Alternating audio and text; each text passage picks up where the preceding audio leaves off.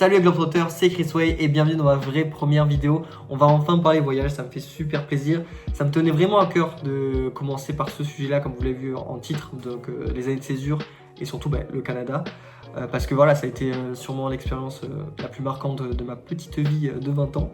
Mais voilà, donc ça me tient à cœur d'en parler. Et puis je connais bien le sujet. Et puis sur YouTube, il n'y a pas trop de vidéos qui donnent des conseils, tout ça, de comment ça se passe une année de césure, les papiers, le avant, le pendant, le après. Donc tout ça, j'aimerais faire une petite vidéo pour vous expliquer tout ça.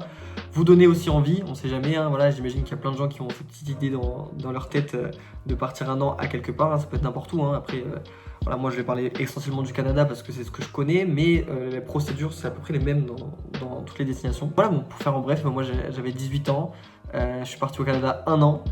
Et au bout de 2 semaines, je travaillais déjà au concert de The Weeknd à Toronto. Voilà, donc si vous voulez connaître un peu toute l'expérience d'un an au Canada et surtout les procédures, je vous laisse continuer la vidéo. Bon, tout d'abord, la préparation avant le départ. Alors, bon, il y a plusieurs solutions qui s'amènent à vous. Moi, je vais vous parler de mon expérience à moi. J'ai pris un permis études-travail. Je sais qu'il y a le PVT aussi qui existe. En tout cas, moi, ça ne me convenait pas pour ce que je voulais faire. Le permis études-travail, ce qui différencie du PVT, c'est qu'on a un permis de travail, donc on peut travailler sur place, mais on peut aussi étudier sur place. Et c'est ça qui va différencier les deux.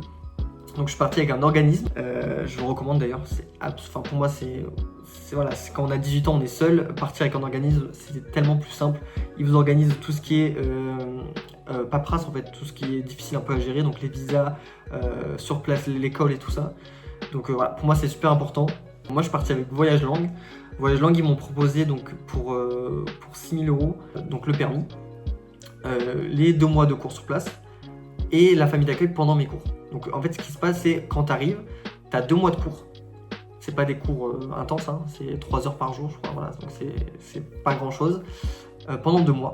Et un logement, du coup, nourri aussi, avec la famille d'accueil. Donc tout ça, donc 2 mois de famille d'accueil, 2 mois d'école, plus les permis, tout ça, ça m'a coûté 6 000 €. Donc c'est voilà, un budget. Ce qu'il faut savoir, c'est que en fait, ce permis-là, il vous promet, entre guillemets, de vous autofinancer. Parce que oui, certes, c'est un investissement, mais sur place, en fait, vous allez vous rembourser super vite parce que le travail au Canada, il est bien rémunéré et il permet donc de rembourser l'investissement que vous avez fait pour y aller. Voilà, donc vous partez pas du Canada en négatif, ça c'est assuré. L'autre chose à penser aussi pour le Canada, c'est qu'il faut faire des biométriques, donc des empreintes pour pouvoir rentrer sur le territoire. Alors bon, moi à l'époque j'étais à Tahiti, j'ai fait mon lycée là-bas, donc j'ai dû aller à Los Angeles. Trop nul. Non, c'était cool, ça m'a fait des petites vacances en famille avant de partir au Canada. Donc c'était vraiment bien. Mais sinon, voilà, si vous habitez en France, je sais qu'il y en a à Paris. Et je crois, mais je vais pas envie de dire de bêtises, à Lyon. C'est accessible. Le coût, c'est entre 200 et 300 €. Et ça prend 10 minutes. Hein. Ils vous prennent les empreintes, ils vous mettent un petit sticker sur votre passeport. Et c'est obligatoire en fait pour entrer sur le territoire canadien. Enfin, en tout cas pour y vivre, voilà, pour avoir son permis. Et après, on vous donne, donc on vous délivre à l'entrée, on délivre donc le permis vacances, le permis travail et école. Et voilà, c'est les permis qui vont permettre de travailler sur place et d'étudier. Je tiens à préciser aussi que donc après les 2 mois d'école, donc vous avez fini, vous n'avez plus donc de logement, plus d'école non plus. Donc vous pouvez travailler à plein temps et surtout vous avez obtenu un diplôme parce que vous passez un diplôme après les cours. Moi c'était service essentiel for business, mais il y en a d'autres, il y en a différents. Moi je voulais vraiment rester dans le service client. Et voilà, le but premier en fait de l'école, c'est pas du tout d'apprendre le service client, c'est vraiment de converser avec d'autres gens, d'autres nationalités, parce qu'en fait cette école elle regroupe que des gens comme vous et moi en fait qui sommes partis avec un organisme, avec un permis études-travail et qui sont là pour apprendre l'anglais, voilà. Et donc cette école aussi elle vous permet aussi de rencontrer des gens et d'avoir de nouvelles opportunités. Et voilà, donc pour moi c'est indispensable parce que quand vous arrivez dans un pays tout seul, c'est difficile aussi de se faire des potes, de se faire un peu du réseautage. Là voilà, vous arrivez, vous connaissez du monde. Les connaissances que vous allez faire pendant votre école, elles vont durer jusqu'à la fin de votre année en fait. Donc voilà, c'est super important pour moi de vous dire de prendre un organisme et surtout de faire l'étude travail parce que voilà, ça vous permet donc d'apprendre l'anglais avant vraiment d'avoir un travail stable et de rencontrer plein de gens et surtout de partir avec un diplôme. C'est quand même sympa sur un CV d'avoir un diplôme canadien sur soi. Bon, je vais vous parler de mon arrivée au Canada, donc le début du Canadian Dream comme j'aime l'appeler. C'était fou, hein, voilà, moi j'avais les étoiles plein les yeux dès que je voyais rien que la route, enfin c'était fou pour moi. Donc je me suis fait accueillir par la famille d'accueil, j'ai découvert la maison. C'était une famille d'accueil où où il y avait d'autres étudiants en fait étrangers. Donc déjà j'avais des premiers contacts, enfin c'était top. Et puis au bout de quelques jours j'ai commencé à aller à l'école. Bon, il y avait 1h30 de métro, donc c'était un peu loin, c'était vraiment le seul petit hic de la famille d'accueil. C'est que voilà, j'avais 1h30 le matin, 1h30 le soir quoi. Mais donc voilà, le premier jour à l'école c'était un peu effrayant au début, ouais. Je me suis dit je connais personne, je suis là au Canada avec des gens de 18 à 40 ans, hein, parce qu'il y avait tous les âges en fait, qui viennent du monde entier, et je parle pas la langue. Mais en fait ça se fait naturellement parce que tout le monde est dans le même cas que toi. Et c'est génial parce qu'en fait personne parle la même langue, mais tout le monde se comprend et c'est fou. Et au bout de quelques jours déjà, tu te fais des potes. Et au bout de 2 semaines, il y a un de ses amis qui me propose une opportunité de dingue, travailler au concert de The Weeknd. Donc c'était fou pour moi. Là, au bout de 2 semaines, je suis là, je parle pas la langue et je vais travailler au concert de The Weeknd. Bon, j'étais placé et tout, donc j'ai pu voir le concert. Enfin, c'était top, c'était génial. Je commence à ouvrir Indeed, ça je vous le conseille d'ailleurs, pour trouver un emploi dans un pays étranger, ouvrez toujours Indeed ou LinkedIn. Moi en tout cas j'ai pris sur Indeed et j'ai vu une offre d'emploi pour une grosse boîte qui faisait un peu de tout. Donc il y avait un restaurant, un bar, côté boîte de nuit, tout ça. Et j'ai donné mon CV, donc j'ai eu un entretien d'embauche avec eux et ils m'ont pris. Voilà, donc c'est à dire qu'au bout d'un mois j'avais déjà un boulot. Donc je travaillais en fait donc de 14h à 17h j'avais les cours. Et après là, le soir, donc de 18h à 4-5h du matin, j'étais au boulot. Au bout de 2 mois au Canada, j'avais déjà mon premier salaire. Donc ouais, c'est une satisfaction de dingue. L'école s'arrête du coup 2 mois après. Moi je trouve un petit appart en colocation en plein centre-ville que je paye à 850 $ par mois. Donc c'est juste une chambre avec une salle de bain et la cuisine partagée. Donc j'étais vraiment bien. En plein centre-ville, ça c'est vraiment cool, ça me changeait des 3 heures de métro par jour. Et puis je me dis aussi, voilà, j'ai plus d'école la journée, pourquoi je trouverais pas un autre boulot? Et là j'ai trouvé un job en tant que commis de cuisine, j'avais zéro notion de cuisine. Donc je faisais de la plonge, de la cuisine, tout ça, et c'était donc le matin. Donc je commençais à 8h et je finissais à 14h. Donc au début je me dis bah génial, voilà, je suis là pour ça, pour travailler, pour faire des rencontres, avoir un peu de temps libre et tout, mais le but à la base c'était vraiment travailler et avoir un bon anglais quoi.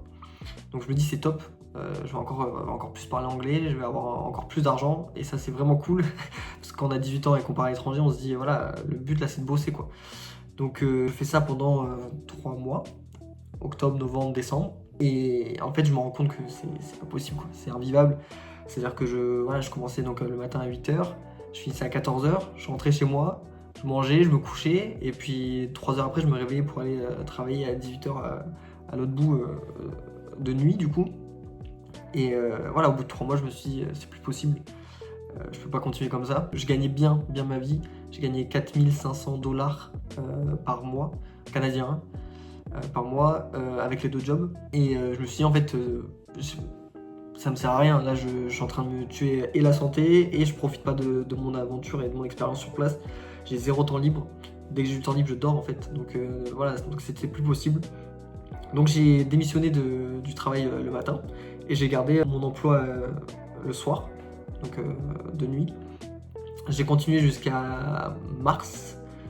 Et en mars, j'ai demandé donc de faire un peu moins d'heures parce que ouais, pareil, voilà, je gagnais aussi bien. J'avais largement assez pour manger et me loger. Donc je voyais pas pourquoi je devais travailler autant. Je suis passé de 6 à 4 nuits par semaine.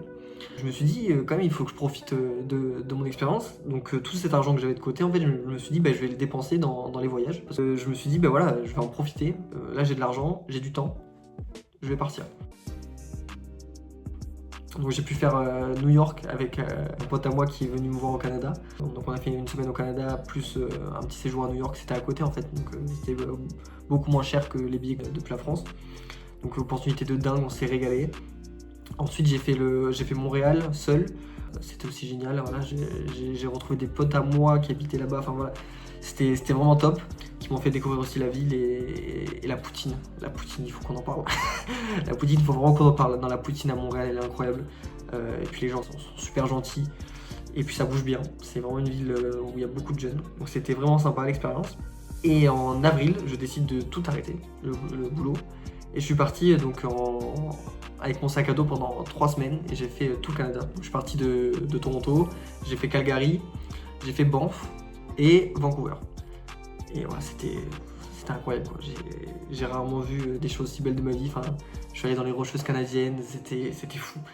Mais voilà, c'est là où j'ai vraiment pris conscience en fait que j'étais en train de me gâcher le Canada et mon expérience en travaillant beaucoup trop et clairement me ruinant la santé parce que j'étais vraiment arrivé à un stade où j'en pouvais plus. C'était voilà, travail, travail, travail. Donc voilà, j'ai pris cette décision et je pense que c'était une super décision parce que voilà, maintenant j'ai que des bons souvenirs et c'est ça qui compte en fait. C'est pas de repartir avec 10 000 $, dans son compte en banque. En fait, non, c'est de profiter. Voilà, donc j'ai réussi à profiter en calmant un peu le travail.